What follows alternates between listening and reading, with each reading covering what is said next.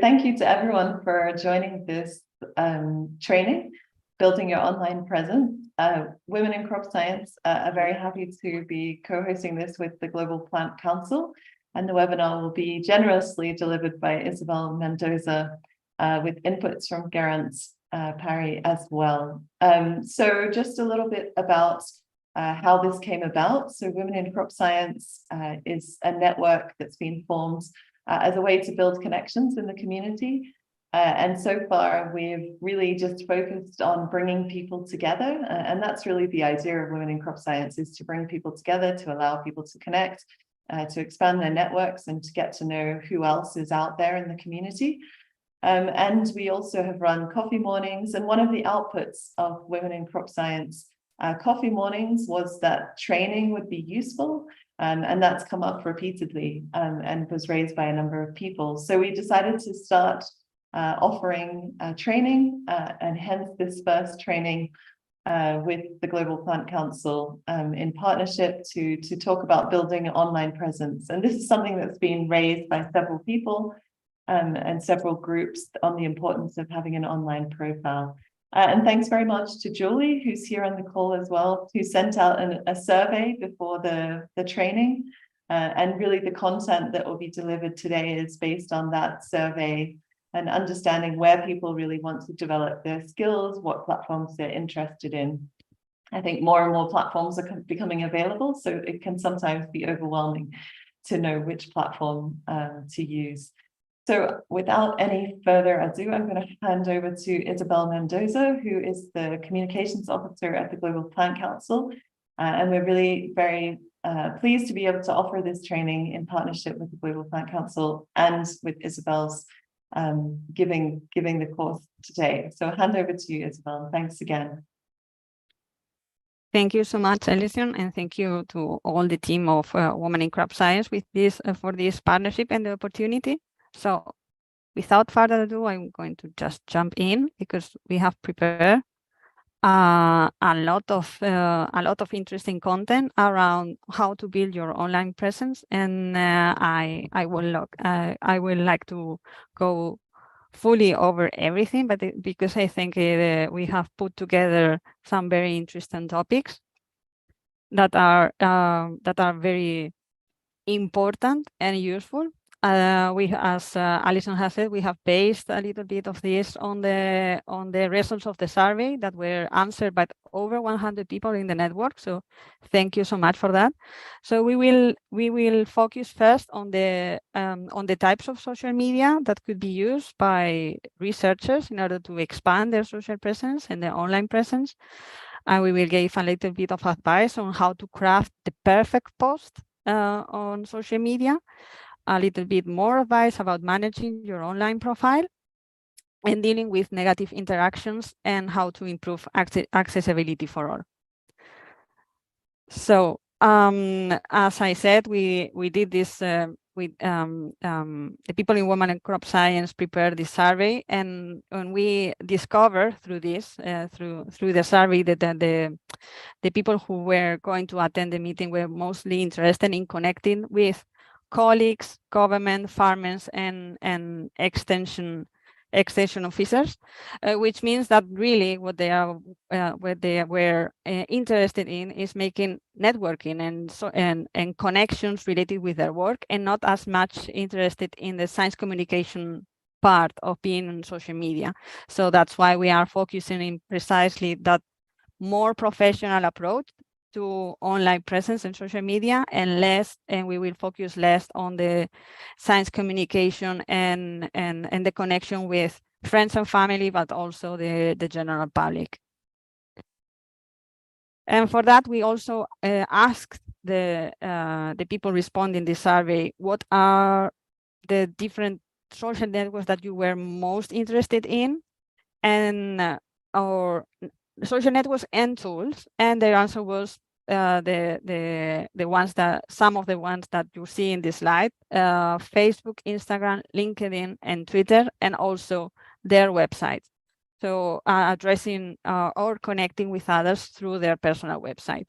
I have included here, when going through the social media landscape, the private networks that I think that could be very useful in addressing some publics, especially, I'm thinking especially on about farmers, but also other type of stakeholders that might be more reserved on the public networks and will like to have a more personal approach, and those are more easily approachable through the private network. Here in Europe, I would say mostly WhatsApp and Telegram, but in other parts of the world, it could be Facebook Messenger, WeChat, and some other tools that are conceived as private networks and not so much as public. Just to keep it in mind that these networks exist and are useful.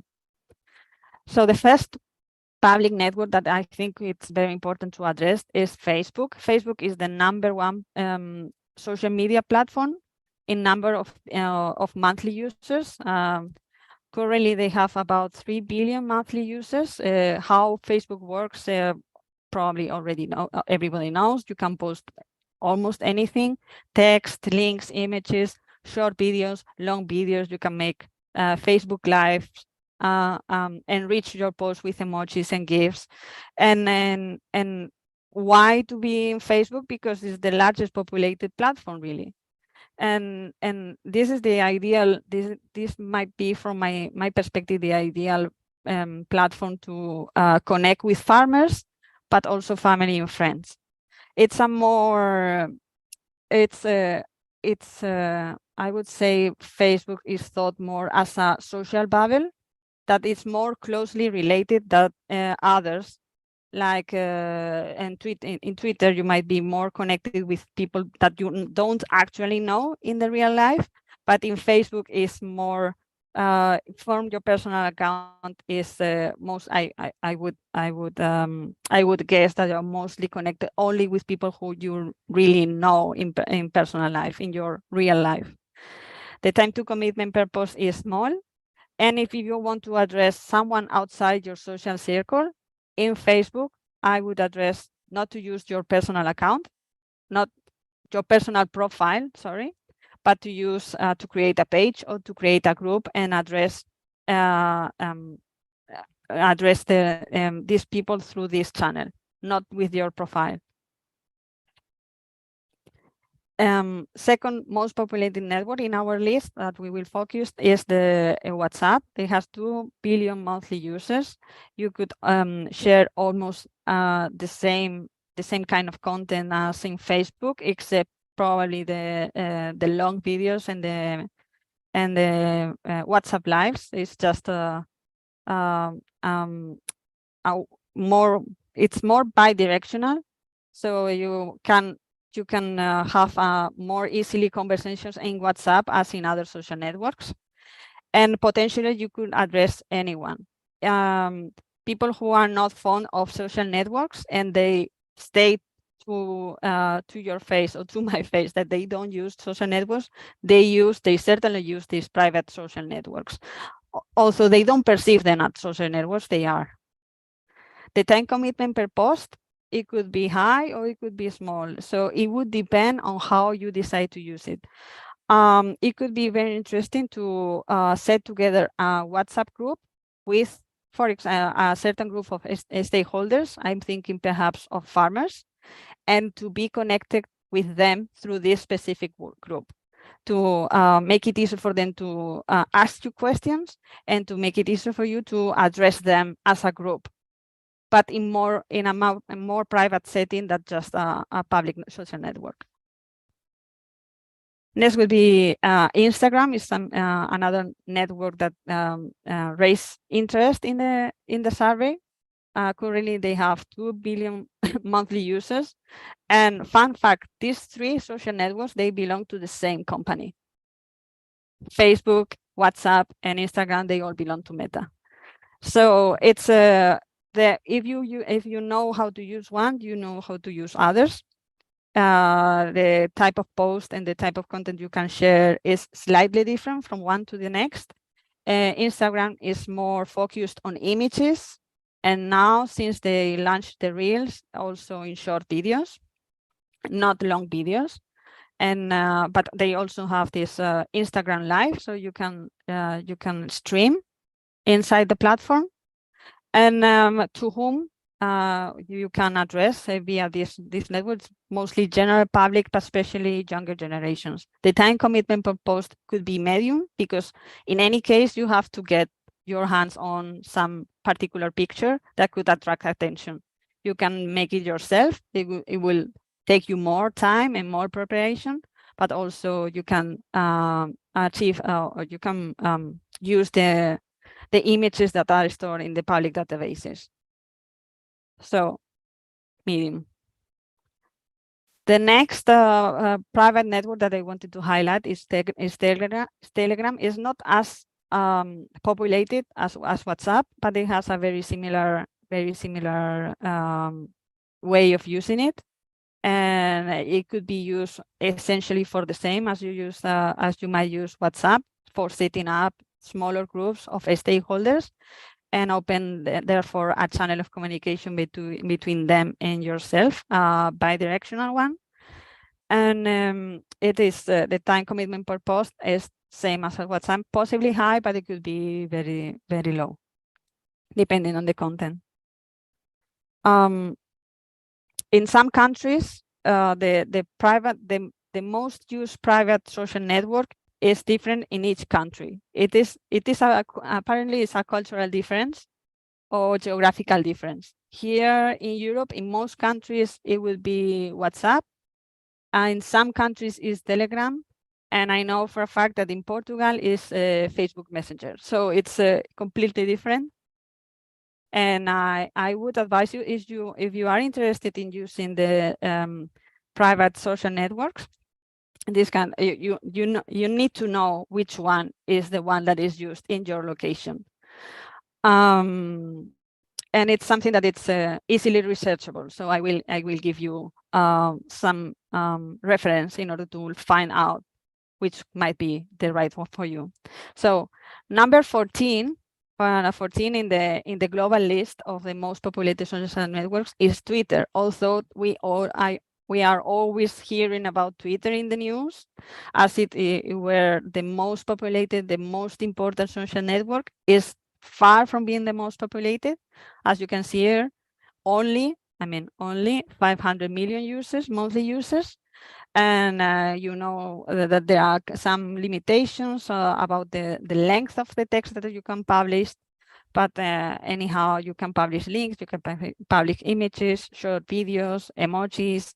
And it's why to use Twitter is to send messages or publicize content, and also it's in the case of researchers to stay up to date with news and discussions and being connected with other researchers.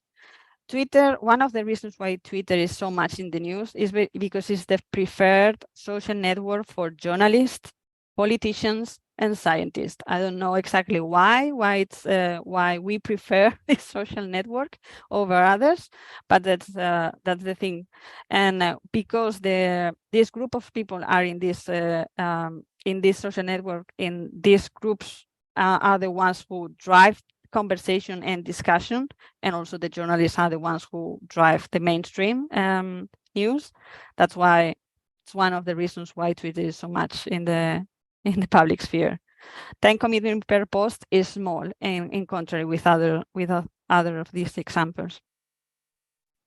And then finally, and this is because it's one of the, or probably the most populated professional social network, I've included here LinkedIn. LinkedIn is much smaller than the others. We don't have an exact number of the monthly users of LinkedIn. It is estimated that it's around 300 million, which is not bad at all. It's not a small number. It's a more professional setting, so you don't expect to commit to publish every day on LinkedIn, or more, although you can, but most people don't spend hours in LinkedIn. They just get in, check once, twice per week if they find something of interest related with work, and they jump on. In the case of Twitter, people can spend in Twitter and Instagram, people can spend hours in there. So it's a different approach of how to deal with these platforms. So, and just to give a more broad idea of the social media landscape, here is the full list of the 15 most populated social networks, and some of them might be unexpected, and others might be even unknown for some of you because they are very populated but restricted to some geographical areas. For example, in China, WeChat is the most used platform, and it's I think it's called the app for all. So it's used for absolutely everything. TikTok, it's another one that we haven't mentioned because it's not as much used for professional purposes, but more for science communication. If you want to spread the love for science, TikTok might be your place. Also, it's included Facebook Messenger, Snapchat, Weibo, that it's known as the Chinese Twitter. So it has a very similar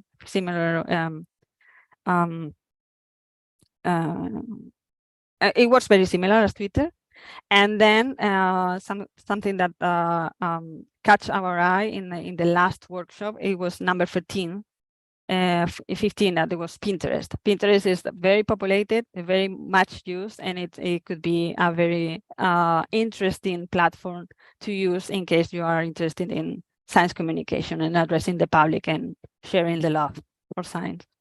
So Isabel, let me come in. So we're going to have a Yes. bit of back and forth now, which I know might annoy you, but so we don't see Mastodon on the list, and we're not going to talk about it later. So you know, when Elon Musk took over Twitter, which we're going to talk about mostly, I think after, you know, there was a big drive for people that, oh, it's going to be this new big thing, Mastodon, but it hasn't really taken off. So what's as much as they might have liked, what's your opinion on Mastodon as a platform?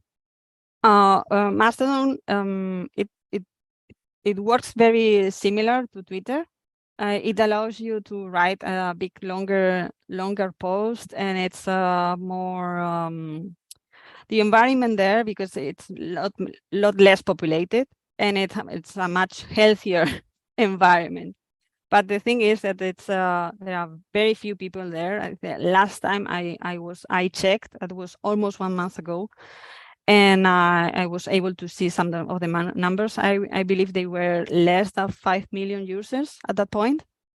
So it's not. It seemed at some point that it was going to be a very big migration of people from Twitter to Mastodon, but it hasn't happened yet. And then there is this new platform that has been launched by Meta again, that is Threads. I think they shared the numbers the other day, 2 days ago, and they were already by 100 million users. I think it has been launched only in the US, so I haven't been able to check it out because I'm located in Spain. But I mean, I don't think that Mastodon is really taking over Twitter or the Twitter space. However, if you are located in Germany, it could be interesting for you because a large part of the users are Germans. Okay, so I mean, with Threads was launched the day after we did our last social media thing 2 weeks ago, and it is accessible in the UK at least, and in Europe, I think. And it's just the same content as Twitter, as far as I can tell. So, you know, if you want to post on that as well, then go for it. But at the moment, I'm not rushing to get an account. But you know, maybe in the future we'll have maybe to do in that. the future. Who knows? Who knows? But I think the same rules that we're going to talk about a little bit, and kind of posting etiquettes and how to build your profile will probably be the same on Threads as it is on Twitter, for sure. Yeah, I agree. So if you want to expand and to know exactly what are the most populated social media platforms or any online tools on your location, I've included here the source of this of this graph, that it's datereporter.com, and you will find there incountable reports on this, so to guide you in your specific strategy.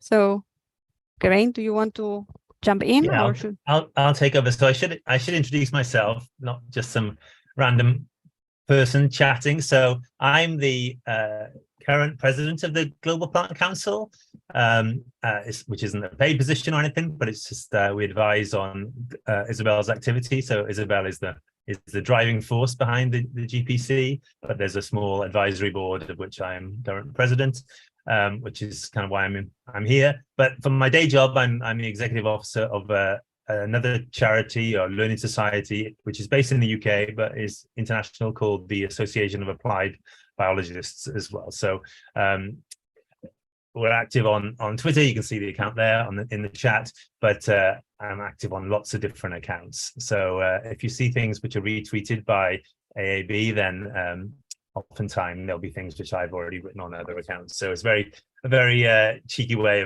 of building profiles. But so I have a little bit of experience, I guess, in building different social media posts, and I think profiles. And I think the main impetus of this workshop is really to think about how individuals can increase their profile on social media and the strategies that you can use to do that. And so we've just got a few little points here, which we'll probably expand upon a little later. I'd say for the most part, we're going to talk about Twitter a lot of the time for the reasons that Isabel mentioned about the fact that it's used by scientists more than others, and then journalists and politicians who might be relevant for you to connect with. First of all, if you're just starting off, you need to follow people, because if you don't follow people, no one will know you're there. So obviously follow people that you're interested in. I would recommend the Association of Applied Biologists and the Global Plant Council. Alison R. Bentley, for example, is a great account. So these ones are the people to follow first of all, and if people follow you, and then do follow them back. Retweet and share information. So that's key. That's the whole point of the social network, that allows you to promote other people's activities, things that you find interesting, or things that other people are doing. Then if you promote those, then those people who posted it will see you, and they'll think, they might think, who's that person who's promoting me? I might want to look into them a little more, and that will build your profile. If you do comment on things, then just be intelligent about it. Don't be abusive. We'll talk about trolls a little later on, but just be sensible with what you're posting. Otherwise, you can get a bad reputation, which isn't so good. And then the key thing I mentioned before, is about promotion of other people. Just not just retweeting people, but kind of apropos of nothing. If you're going to an event, or you're doing something with women in crop science, for example, and they're doing an event which is really interesting to you, if you can make your own post which is promoting their activity, so you're not retweeting something they've done or you're promoting, then they will see that and they'll think, oh, that's really nice that someone's gone out of their way to make a post which is promoting something that they're not directly involved with. And I think that's really a positive thing to do. We don't see it very often, but I think my advice would be that is definitely a way that you can get noticed as someone who wants to interact with the community.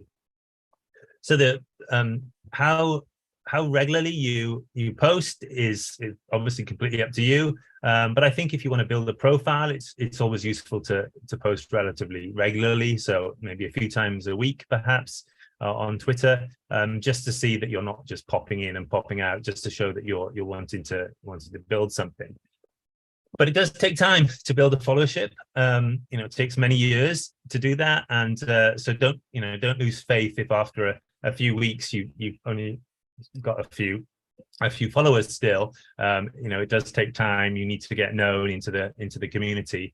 I see Alison's up over 10,000 followers now. I think I knew her when she was below 1,000, and we always use Alison actually as a really great exemplar of how to build a good social media profile. You don't know this, Alison. I'm going to talk about you, but Alison's posts are always really interesting and they're very personable. So she often will put pictures of herself and the people she's interacting with.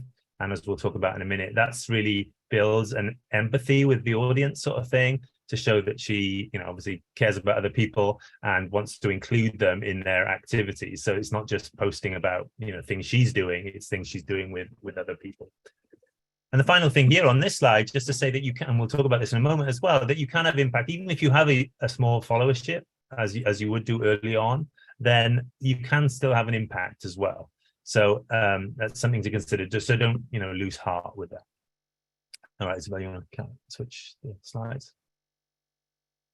Okay, so we're going to get a bit more granular now, I guess, and talk about how you might post, put together a post. So this is just some tips that we have from this EU project called the Quest project, which these are people who actually work on science communication, and they can offer some advice. So the tips we take from this is really about enriching your posts. So as I'll talk about in a moment, when you post something, then add some kind of interesting content that will catch people's eye. We know that people flick through things very quickly on their phone, or mostly on their phone, not on their computer, and they want something to catch the eye. So if you can post something which was interesting, not just text, then that's key. We'll talk about hashtags in a little bit. We'll in the context of Twitter for the most part, but there's different ways that hashtags can be used. So we'll talk about Twitter, but Instagram uses the hashtags in a completely different way to Twitter, just mimicking what I've learned from Isabel. But you'll see on an Instagram post, you get many hashtags. So people will use like 30 different hashtags on a post, and that's perfectly normal, let's say, or acceptable on Instagram, because it again serves to link the community with what you're doing. So you might see a lot of hashtag of women in STEM, for example, is a really common one, and if you click on that, you will see everyone obviously posting in that way. In Twitter, there's not the space to do that, so you usually want to limit yourself to one or two hashtags, which then link together those tweets, and as I said, I'll talk about that a little bit. So the next one, content and format, equally important. I'm not entirely convinced by this argument. This is one of Isabel's arguments, but I think as long as the content is there, then the format can be a bit higgledy-piggledy. That's a bit of a Britishism, sorry, a bit all over the place, not in the kind of traditional format, but there are some rules I think it's important to adhere to when you are posting, so people will pick up on it. There's some pretty basic things that we'll talk about in a minute as well. Go on, Isabel. Yeah, I disagree. I think that really content and format are equally important, and that's why some very even harmful content can spread around quickly because it has the right format. Okay, yeah, fair enough. It's a debate, isn't it? It's a debate, yes. Yeah, indeed.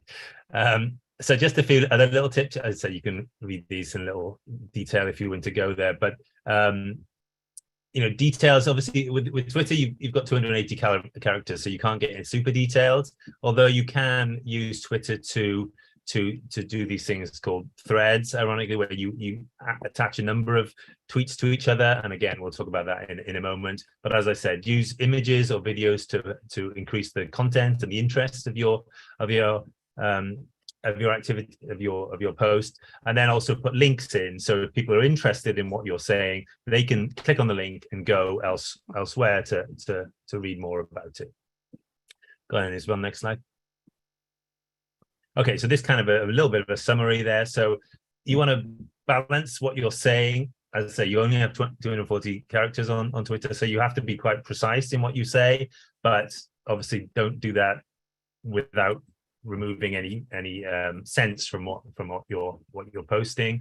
And I say put things in which are a little bit catchy. That just means a photo of you out in the field, for example. That's much more interesting than a post without any picture on it, and people will stop and think, oh, I wonder what they're doing, or what if you're got a happy smiling face and you're doing something funny in the field, even better. That's so anything that can kind of catch the eye, I think.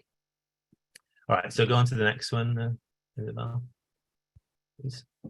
Oh, I removed this, so you can go past this one. That just reiterates what I just said. So. Okay. I think. Yeah. Okay, so we're going to get even more granular now, I guess. So a lot of people won't use Twitter very often, but as Isabel said, it's the one that scientists use a lot of the time. So there are some rules that you should adhere to or try to adhere to. I'm just contradicting what I said about format. So to better present a tweet, let's say. So first of all, you want to start with probably something interesting, just a hook line or something. So this is a post from a few weeks ago, a couple of months ago, promoting one of our activities.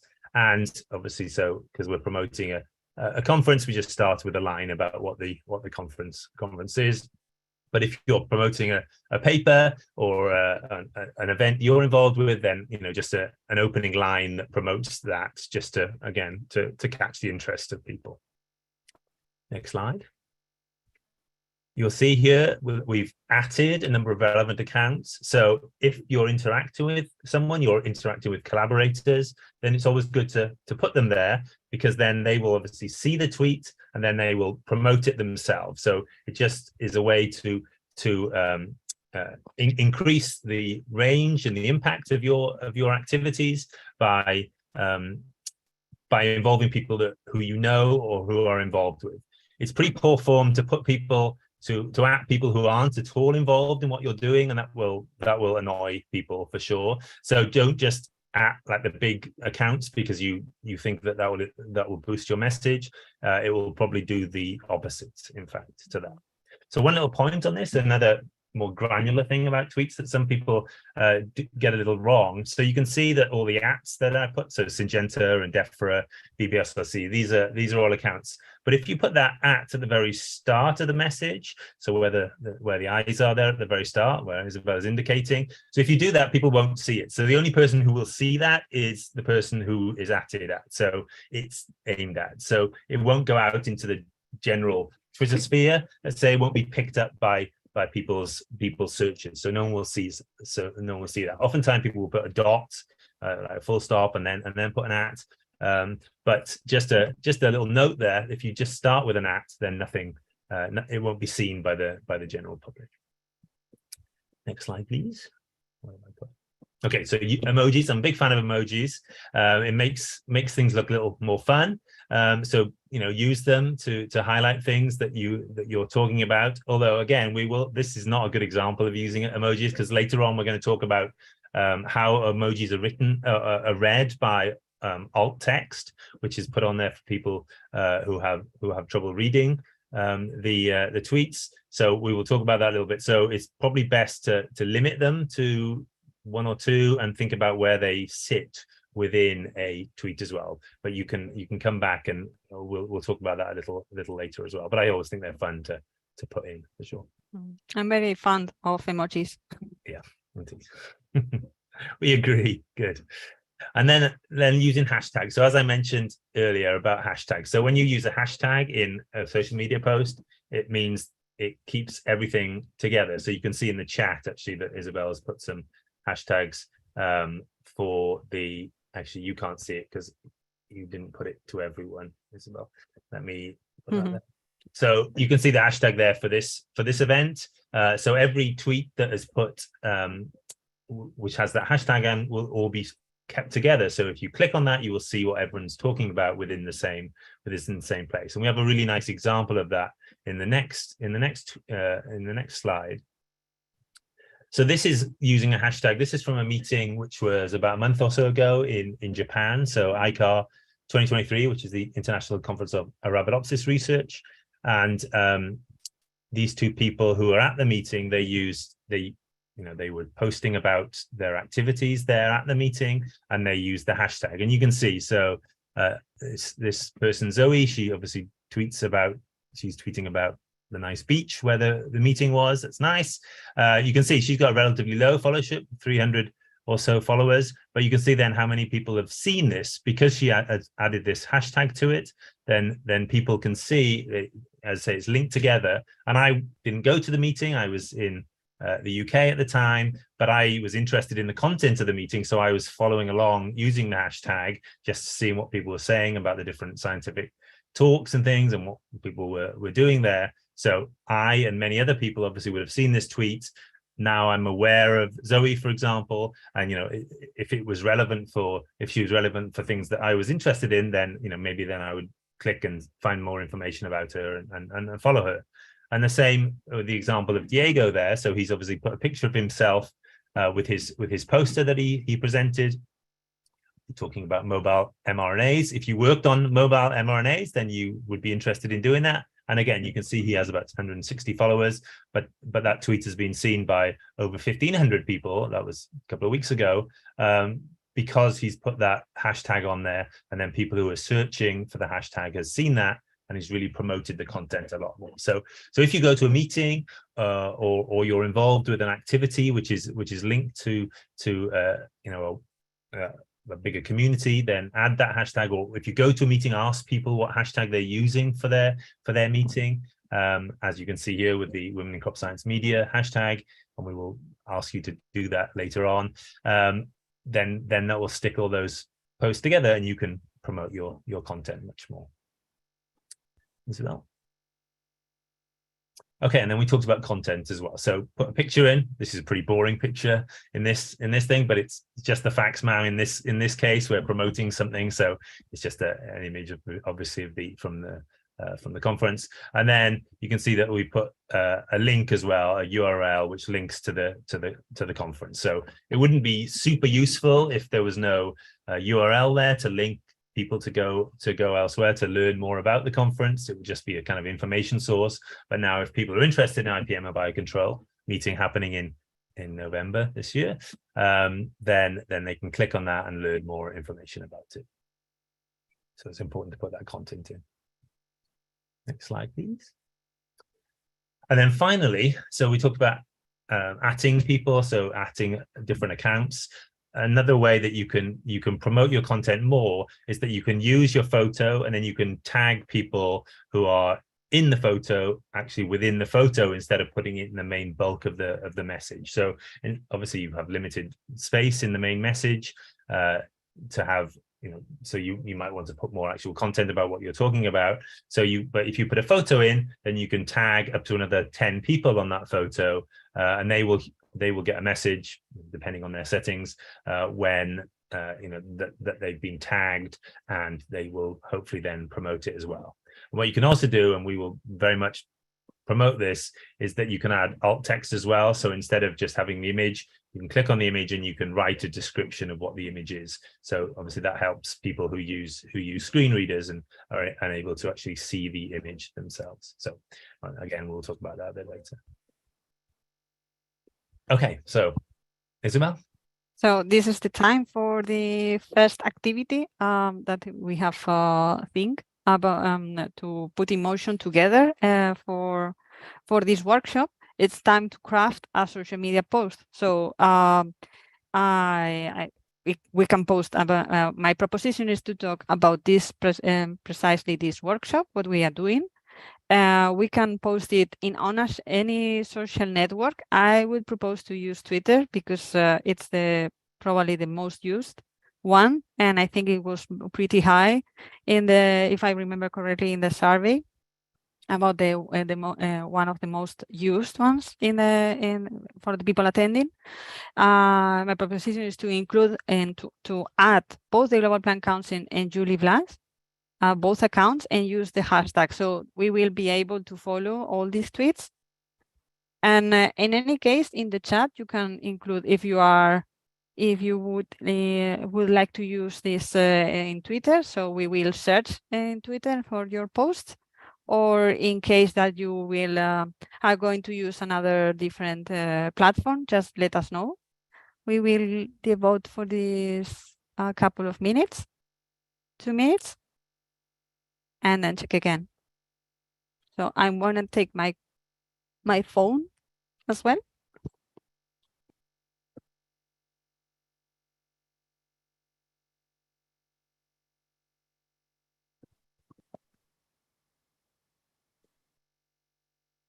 And then I will stop sharing here. And I'm going to share in Twitter the hashtag.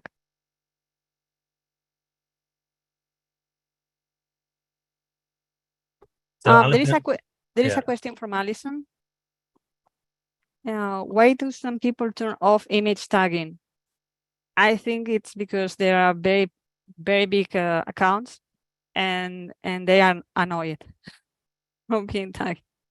But also if they're not on a big account, I suspect they don't know that it's turned off as well. That's a possibility, because I guess you have to go. I don't know where to find that somewhere. It's somewhere in there. But I suspect if you're surprised that they can't be tagged, then I suspect they don't know that they can't be tagged.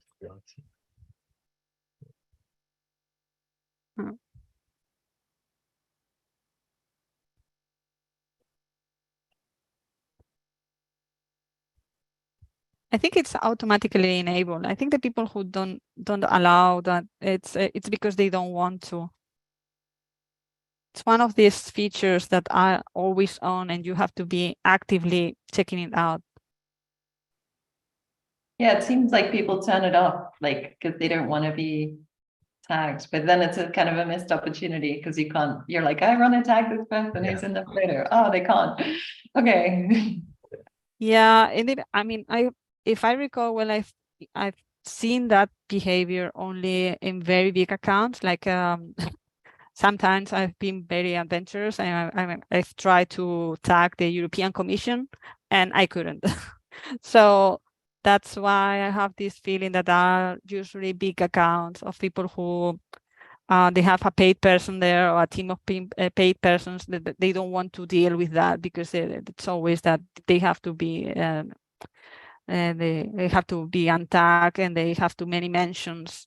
I think that's that kind of problem. And maybe people that are very interested in their privacy, that kind of stuff.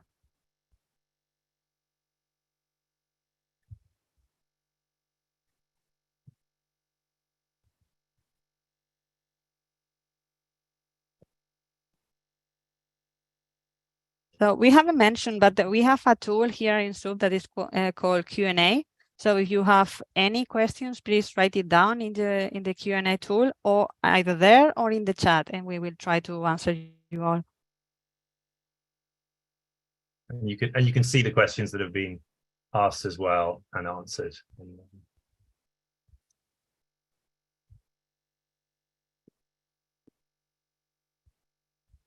Should we carry on, Isabel?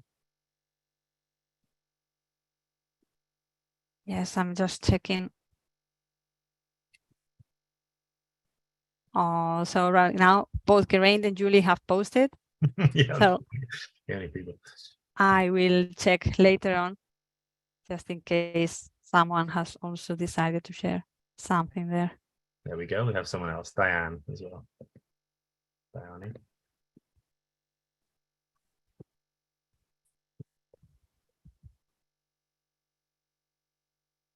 We will keep monitoring this.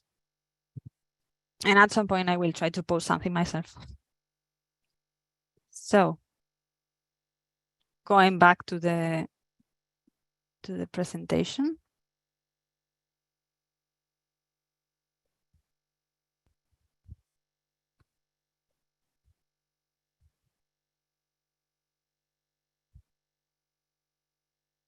So next part of the presentation, I will focus on how to manage your whole online presence, not just the part that has to deal with the social media, but as a whole. As we know, there are too many options, and we don't have the time, or we have the feeling that we don't have the time and the resources to manage it all, because it's so much. So we have gone already through only through the social media landscape. We have been through the 15 most populated platforms, but there are about hundreds of different social media networks that you can join, really. And some are more devoted for a certain community, others are more general, some are private, some are public. So there is a lot to choose from. So I would say there are three basic tools to managing your your online presence as a scientist. First, it would be to set up a website. Secondly, to set up your online CV. somewhere, and you have to choose where. And then, of course, the social media platform, and everything should be connected. And that would be my advice. It's not worth it to create one thing, create another thing with a different name of user and a different picture, and not all connected, because at some point people don't know that this is your Twitter account and this is your Instagram account if you don't show it clearly that it's both yourself. So first, many people just when they think about being online, they think, okay, website. It's not really necessary. Website needs a certain amount of commitment, especially at the beginning, and a special amount of time commitment, resources, some skills. Sometimes if you don't have the skills, you have to have the money in order to set it up. It could be very easily done, but there are lots of options and you have to maintain it. So if you just create the website and you leave it there by itself, first it will be it might be hacked. It might be used for something that it's not interest for you because of the hacking, or it could also give yourself a bad image because it's not up to date. It has a deficient design. So there are lots of things to consider. However, I mean, I've been very negative right now, but it is a good tool if you devote the time and the resources to do it well. It doesn't have to be very expensive and it doesn't have to take you much of your time, but you have to have a clear strategy of why you need a website. So first, in order to build it up, first you have to design how are you going to build it up, which is your CMS, your content management system. So there are many. It's you can use the easy ones. I would advise anyone to use Blogger because it's super simple and it's quite good indexed in Google because it also belongs to Google. But you can also use WordPress. There is a free version that it's hosted by WordPress.org. You can use Weebly, you can use Wix, there are Typo3, there are many CMS available. And they could be ranked in an order of technical skills needed in order to manage it. So think a little bit about that. Then you have to decide whether you are going to use a domain, purchase a domain or not. In the case of most of these, except of Typo3, in the other cases, I think you can use, you don't need a domain. So you will get a domain that is linked with either Blogger or either WordPress or Weebly or Wix, but also you can purchase one. If you purchase one, it will be easier for anyone to find you in the either Google, when using Google, Bing, or whatever. But maybe it's not that necessary if you write your content in a way that it's easily findable. Then you have to decide if you want a devoted server or your purchase a space in a bigger server by a big company, and you have to make design decisions. So my advice around the website would be not to jump in until a certain point of your career, because it needs some time from your side in order to put it in a way that is appealing and useful. So although it might be the first thing you think about when setting your online presence, maybe it could be your second. So I think it's a lot more useful to set up your online CV somewhere. Nowadays, for researchers, there are many opportunities to have your online CV available outside of a personal website. I think I'm quite certain you know all these options. ResearchGate, I think it's the most prominent platform right now. From certain perspective, it could also be regarded as a social network, specifically for researchers. Then we have LinkedIn, Google Scholar. This is automatic. For Google Scholar, you have only to set it up, and then you don't have to do anything because the search engine searches for your papers automatically, and from time to time you will get an email just to confirm that this paper is yours. You said yes, and that's it. And Loop and ORCID, it's I think if you have ever published anything on any journal, I think at this point all of them ask you to have an ORCID profile. So it is kind of mandatory right now to have this one. So having your online CV on the internet, it helps you being findable, because remember that you are online to make yourself known and to make your work known. And in order to set up new collaborations at any point, it is not uncommon that you will be searched on Google for your previous experiences, for your previous papers, for anything that you have done online, especially at certain points of your career, when you are between jobs, when you are interviewing for a new job, when you are submitting an email requesting a collaboration with another organization. They will search you up on Google or in any other search engine, and you have to be findable and you have to look good. And this is, I would say, the easiest way, your online CV. In my case, I have them all. So I'm findable in ResearchGate, I'm findable in LinkedIn, in Google Scholar, in Loop, and ORCID. And I think you can set this up in an afternoon, all 5. Yeah, so Stephanie has a question about websites. She asks people can have a page on their institution they work for and advice on that. So yeah, we talked about this before in a previous meeting, but yeah, so obviously a lot of people will work for institutions which will allow them which will have them there as part of a group, or obviously if they're a PI or whatever, but oftentimes you don't have a lot of control on the content which is in there. Is pulled, publications might be pulled from somewhere, and if you're teaching on different courses, will be pulled from other places. So I would always advise to have your own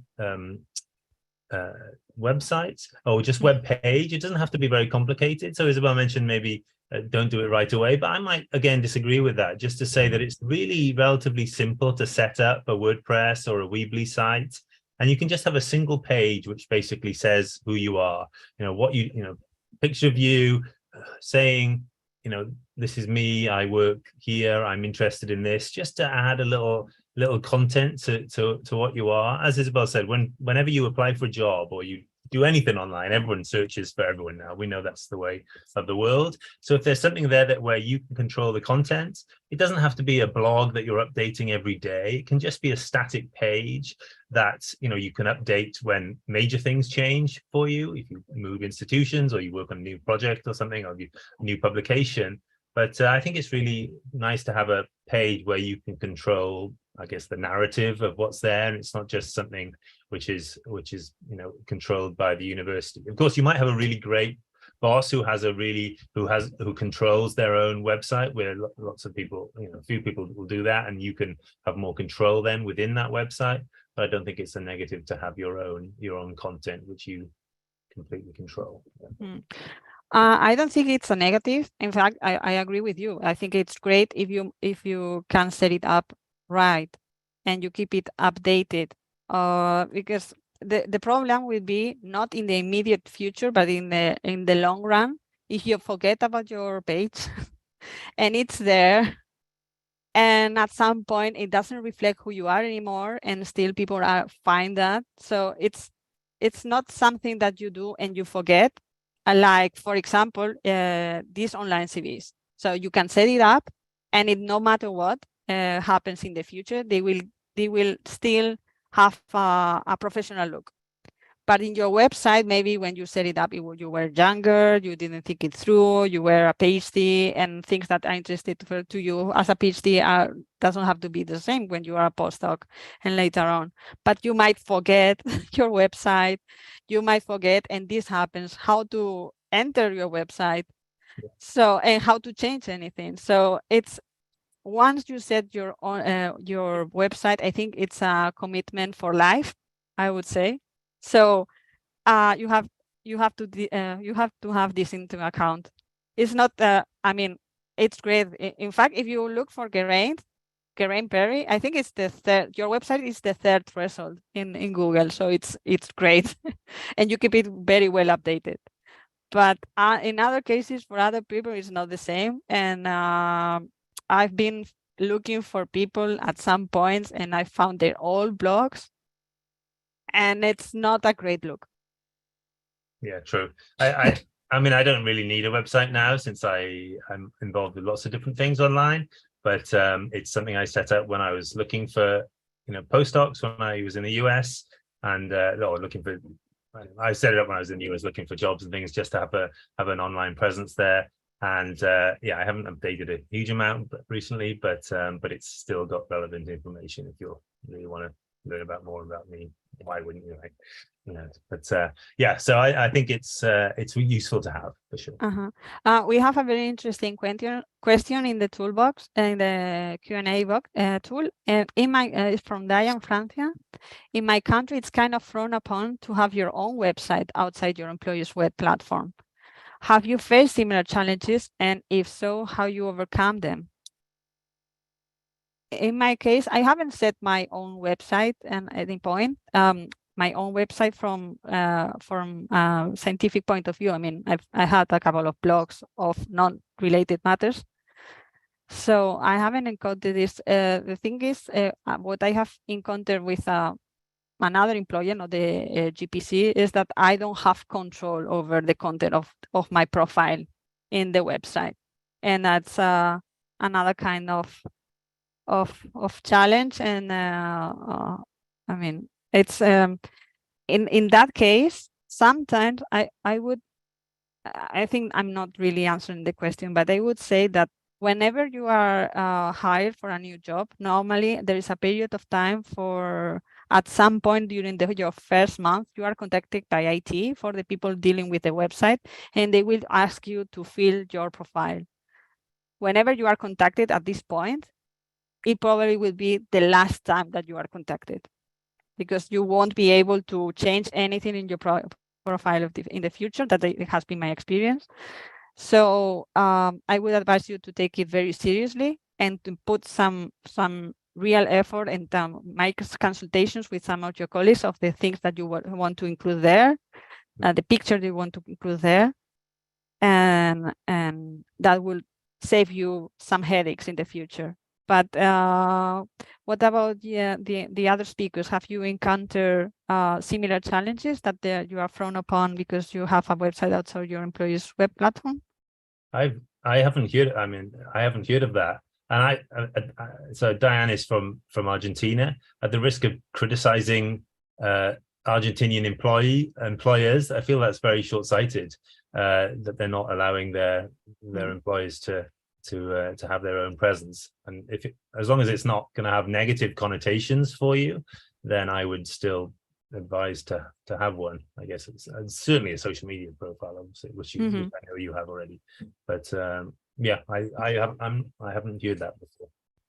Yeah, I also haven't come across it, but I can imagine it might be for kind of fear of sharing content which is not aligned with the employer. And as Isabel says, often employer web platforms are quite restrictive on what you can say about yourself, which is, as has been mentioned, the advantage of having your own page, although you need to commit to the time to do that. But I think one way around it is to have a social media profile, because that it's not a CV, it's not as serious as a website, but you can still use it to share information about yourself. So I'm not sure if that's also restricted, but generally employees, as long as you say I'll use my own, you're able to have your own personal social media account, which gives you an opportunity at least to share some information.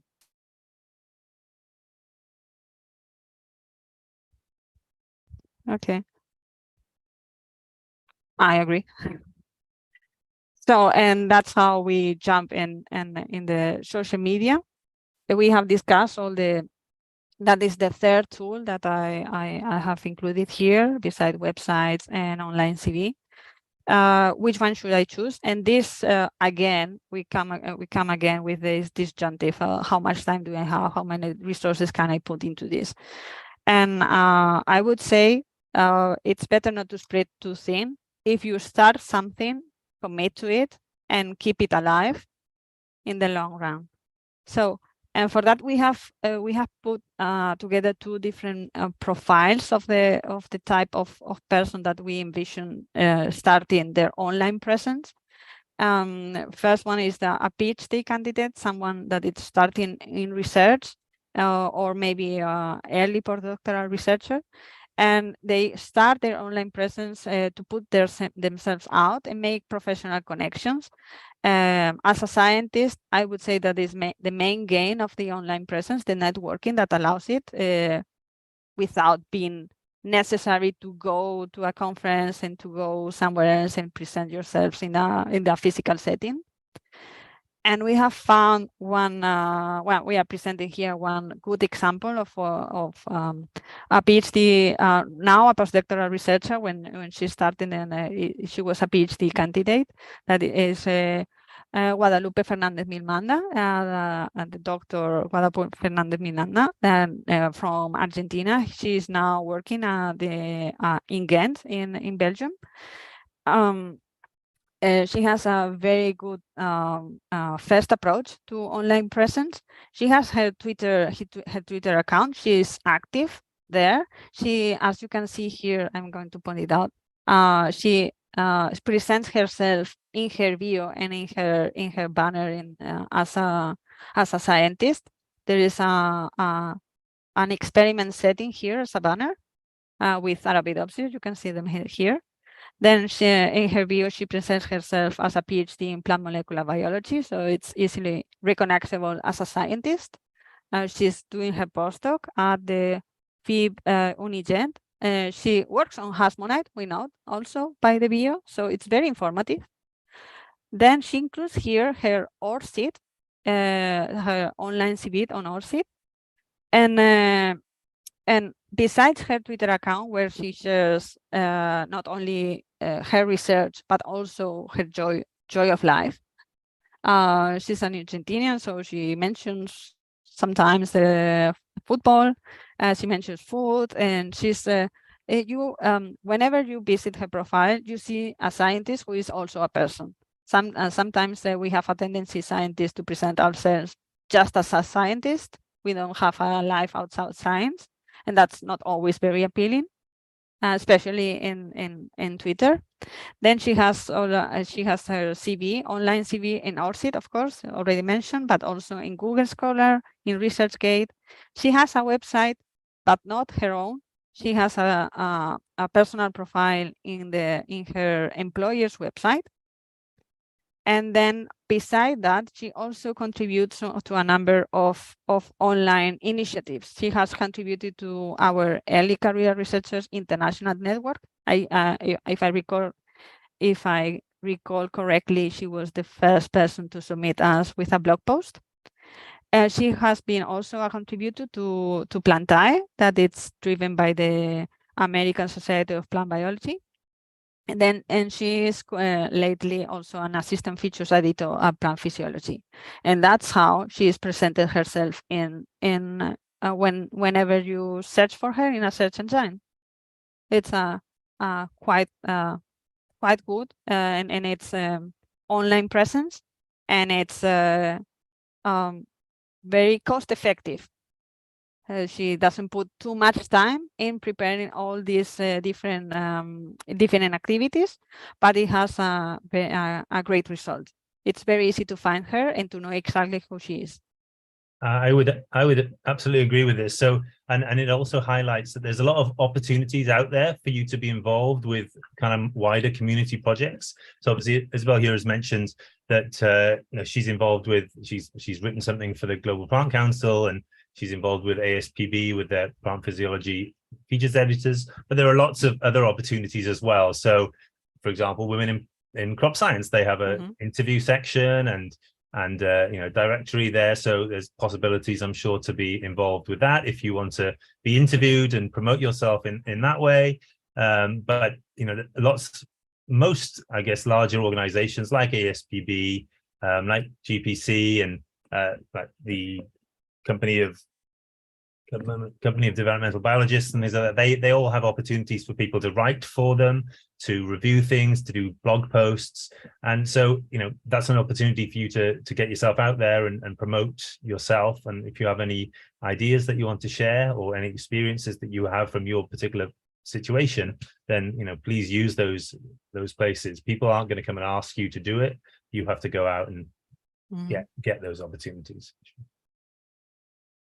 And then we have also prepared a second profile of a more senior researcher that's a new PI, and why this new strategy in order to increase the impact of their research group.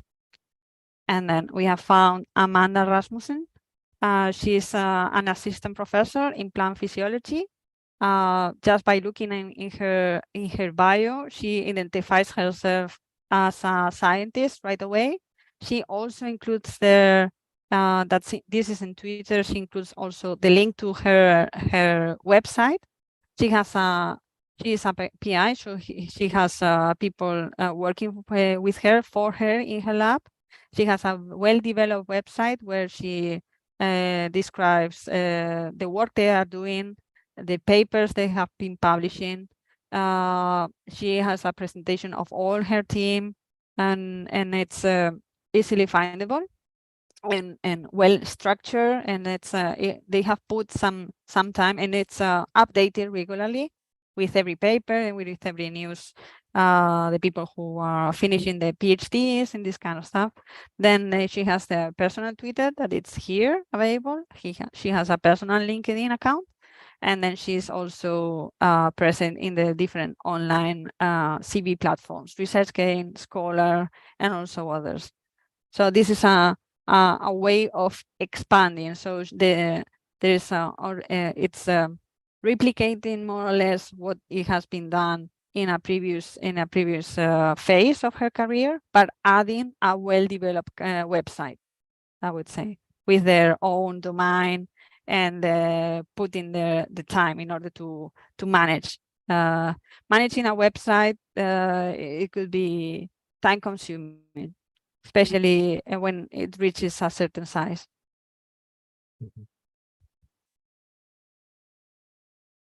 So we are coming to the part of how to deal with the controversies, the misinformation, the hostility on social media, which can be a big challenge for scientists, especially if you work in specific topics. I'm thinking about climate change, thinking about GMOs.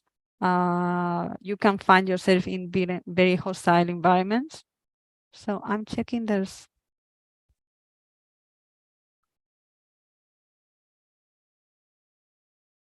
there is a question by Stephanie in the chat. I think we have answered it already, but just in case, some people can have a page on the institution they work in. What is your advice on how to use it? From my experience, as I've said, whenever they reach to you, to answer as much as quickly as possible, because it could be a very short window in order to fill this profile, depending on the institution. And then I will think ahead. So in the description, I will think ahead, not just on how I would describe myself right now, but in a couple of years, and then search for a picture that also will you will be comfortable with in a couple of years' time. And then I'm seeing a lot of questions here in the toolbox. So I'm going to start with the section, and then we will try to answer them later. But I'm so happy that they are coming in. So whenever you are in the middle of a interaction that it's not the most pleasant one on social media, you find yourself in the middle of a reputational crisis, maybe that people are addressing you with hostility. The first thing that you have to think is the person who, the account that is attacking you, is this a real person or is it a troll? I mean, this is not a minor question. An internet troll, I'm gonna just to read the description. The internet troll typically refers to a person who deliberately causes disruption and negativity online. However, with the rise of technology, the term can also include bots. Trolls, whether human or automated, aim to provoke others, spread offensive content, and derail conversations in online spaces. So, what this means, it's no matter what you do, you cannot convince a troll or of anything. A troll is there just to troll you. It's not there to have a conversation. It's there to derail the conversation. So, do not feed the troll. Whenever you find that the account that it's counteracting you, it's a troll, do not feed the troll, do not interact with the troll. And for that, I propose to you to go through together with a short activity that it's how to spot a troll, because spotting a troll is not as easy as it seems. They hide very well, and it gets. Isabel, we're a little short on time, so maybe just advise people to go on. You do one then. Go on. I know you like this. Just one. Okay. Because in the end, I've found that it's always quite surprising for many that they are not able to spot the troll.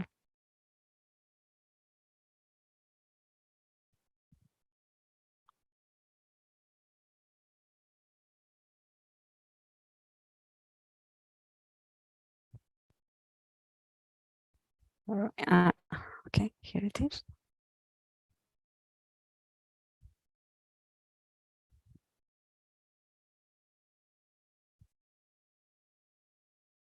So we are going through this test that was prepared by the Clemson University.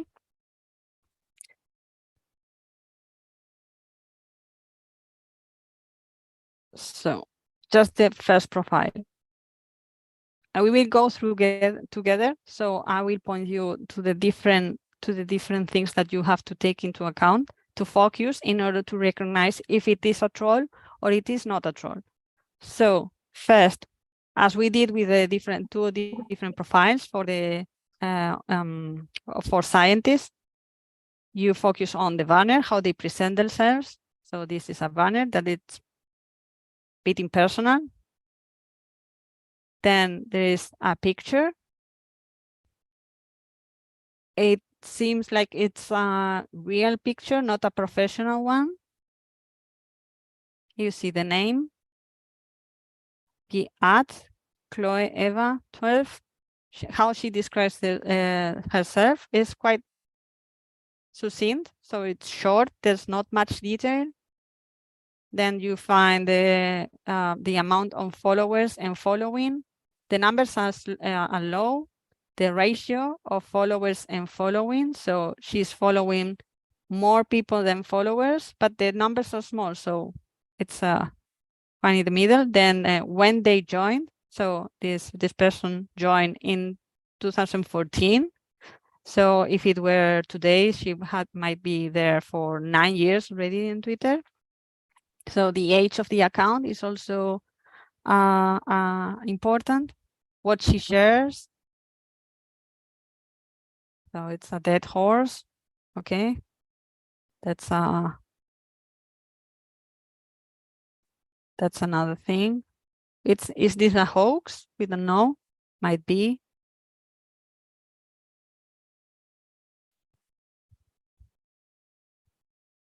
The hashtags that she uses.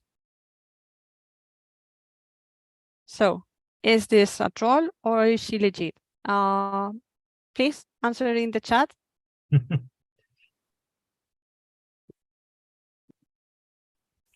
I'm not gonna answer because I know the answer to this. Uh-huh.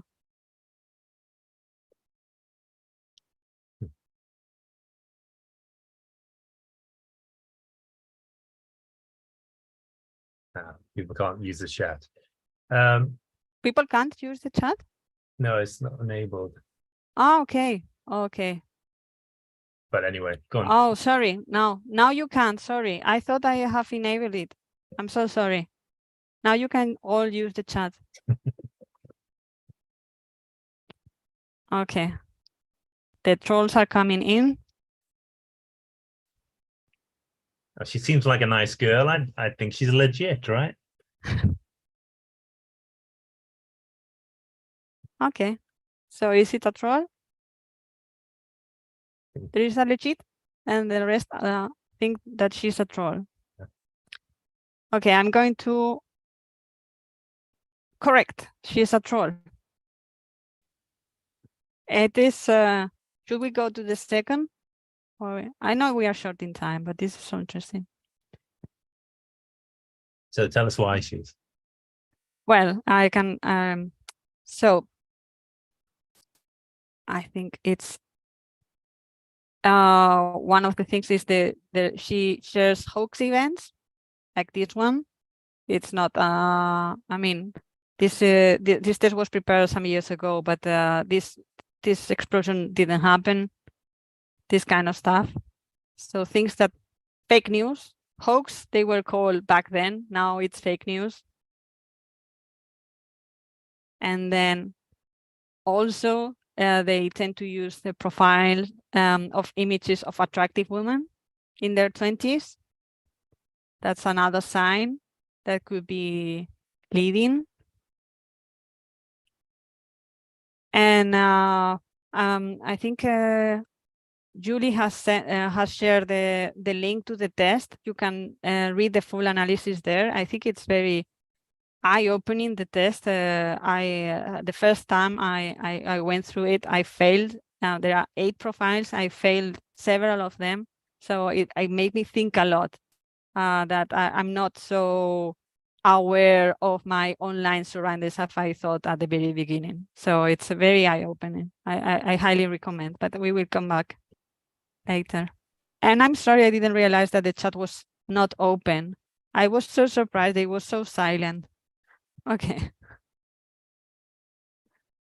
Okay. Then I'm going to continue with the presentation.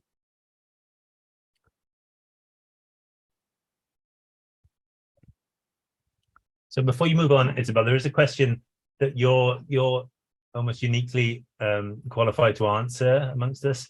So from Monica, she asked, what are your thoughts about the language you use in your posts if you're not based in an English speaking country? Obviously, you're going to do a webinar on Thursday in Spanish, but what would you say about that? It will highly depend of the audience you want to address. So if you are addressing a global audience, not just in your country, I think I would advise you to include English as one of the languages that you use in your account. At the very beginning of Twitter, I started doing with my account, my personal account, and doing some stuff in Twitter back in 2010. It was advised to have just the account in one language. Right now, the situation has completely changed, and it's quite useful. Not useful. It is quite common to see accounts that they tweet in different languages, and it's no problem at all. So in my personal account, you will find my tweets being either in English, in Spanish, in Catalan, and in some rare occasions in German. So, and I think it's not a minus point, but if you want to address specifically the people of your surroundings, you need to use to include at least your local language. And that's it. So it would depend on who you want to address. But my advice, I think it's more rich if you include all your languages or all the languages that you need to address the people that you want to address. Thank you for the question, Monica. And then, so next. So this is my advice for dealing with the trolls. This is your decision tree. First, is this a real person who disagrees with me? No, it is a troll. Don't feed the troll.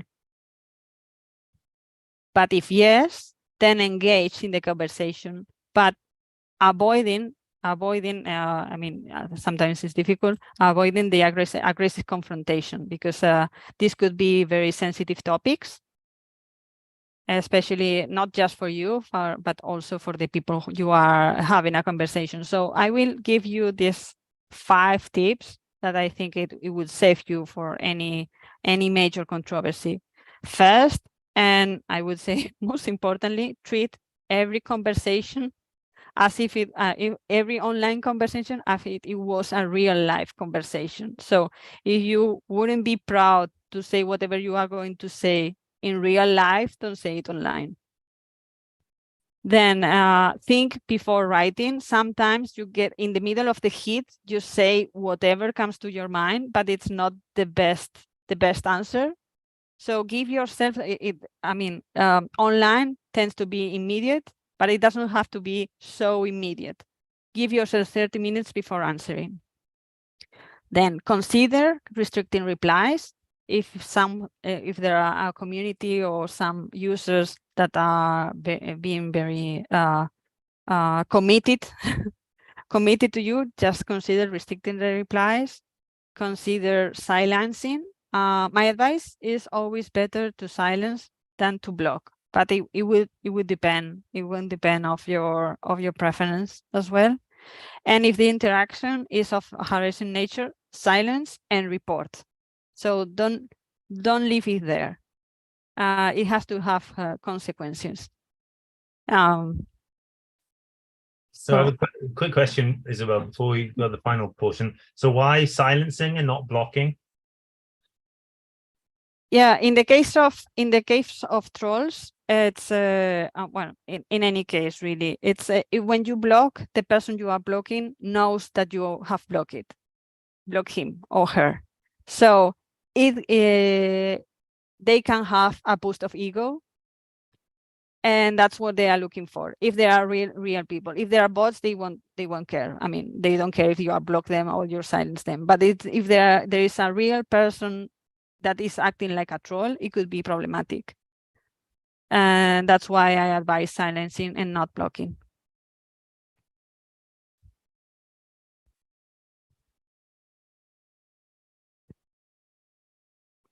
So, and this last part is about inclusivity.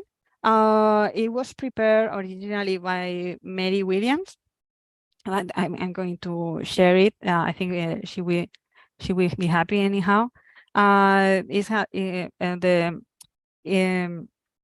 has been prepared on its the root of this part is the project Root and Shoot that is funded by the NSF, that it's run by Mary Williams by the ISPB. The goals of this project is to advance diversity, equity, and inclusion in plant sciences, and this includes as well the social media environment and how can we use social media and the online atmosphere to build a more inclusive scientific community. So there are a couple of things that you can do in order to make your socials more inclusive, not just your social, but also if you are managing a website as well. For example, to include using the alt text for the pictures, that is an image description, because the visually impaired people use screen readers to access the information, and the screen reader will read either the alt text or the name of the file. The name of the file typically, I don't know you, but when I upload anything, it's typically its name is picture 1 or file 1, file A, this kind of stuff. So it's not very entertaining. It's not informative at all. So if you include the alt text in your pictures, it would be a great addition for people who have who are visually impaired. This could be also done in websites. So whenever you upload, especially I'm thinking about WordPress because that's the CMS that I'm using more lately. Whenever you upload an image, you can include some information in different spaces, and one is the alt text. Alt text, caption, and description. Many times I include all the same information in all of three. The alt text is the one that is used for the screen readers, also not just for the social, but also for the website. Then this is a funny one. Whenever using the hashtags, we have mentioned the hashtag several times. Use the camel case for hashtag. It's good for the screen readers, but also it makes it makes it much easier for anyone to understand what you want to mean with your hashtag. Then something that has come up a couple of times now that we have mentioned is the emojis. So the recommendation for screen readers is to limit the use of emojis and use them only at the end of the text. And I want to bring your attention especially to the example down there. You can see the sentence, the normal sentence without the screen reader description. It can be confusing for screen readers users when you use emojis in the middle of your sentences. But whenever you use the screen reader description, you get this that is quite different. It can be confusing, face with spiral eyes, for screen reader users, eye and speech bubble, when you use emojis in the middle pile of poo of your sentences. So enrich your post with emojis, but only at the end of the sentence. That will be the advice here. Then for the hearing impaired, but also for anyone who wishes to use their socials without the voice on, include closed captions in the videos. And do not leave the automatic captions whenever possible, because these programs, at least right now, they don't understand the scientific slang. So you have to proofread them. It is, as I said, although it is easy just to enable the closed captions automatically and just forget about it, the advice is to go through it after the event or whatever whatever it has ended, and just make the corrections needed to make it really useful.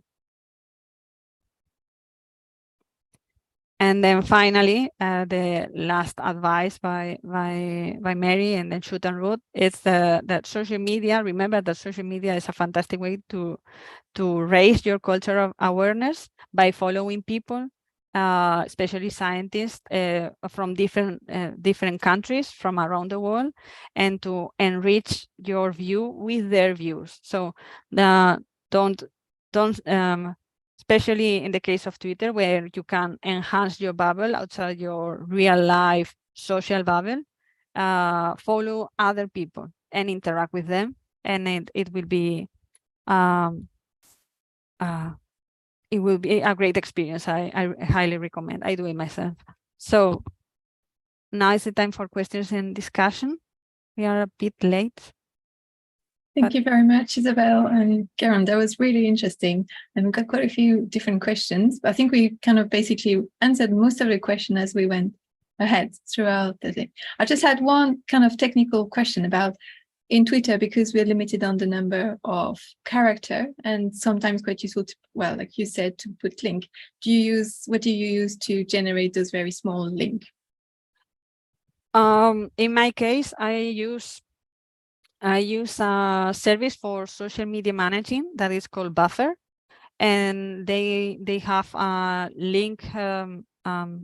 What is it called? A link shortener service there, and then I post it automatically, so I don't need to think about it. But I think really, at least in Twitter, the length of the link is not as important right now. It was very important at the very beginning, in the first phase and second phase of Twitter, but right now I think it's not so decremental as it was.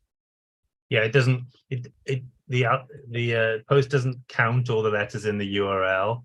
It seems to count a few, but certainly not all of them. If there's a long URL, it will allow that. But yeah, I just search online for short URL shortener if I need it. So tiny URL, something like that. Exactly. Yeah, when I'm not using Buffer, I use Bitly. That is very, very, very common, very famous. Excellent. I don't think we have got any more questions.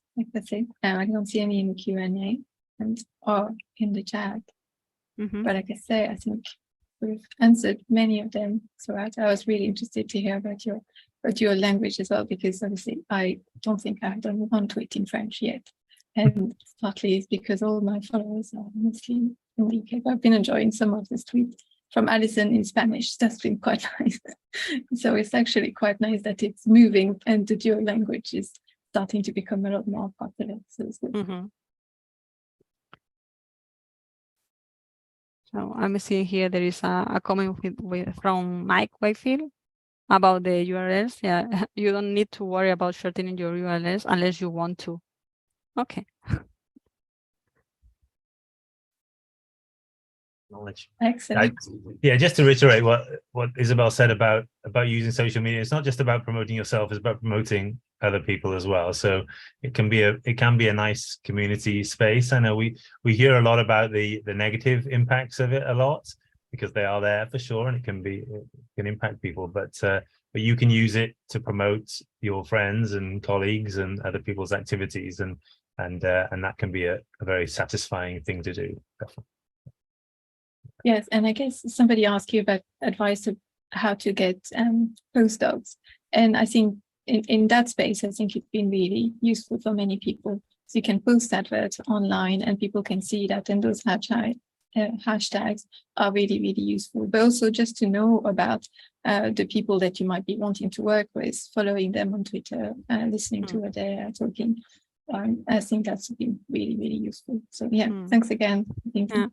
Regarding that, there is a very popular hashtag for looking for plant science, for jobs in plant science, that is plant sci jobs. I'm going to share it here. Either we mentioned it in one of the answers. We mentioned it in one of the answers in the Q&A. Okay. But still, yeah. I wasn't able to read all the answers. Sorry. No. Okay. Brilliant. I think we can bring this to an end. Thanks again. And it's been so nice to have a live event that was starting through the Women in Crop Science community, and it's super nice. We had loads of people joining in. So it's been a great event so far. Thank you very much, everyone, for organizing and attending. Bye-bye. Thanks, everyone. Bye-bye. Thank you. Bye. Bye.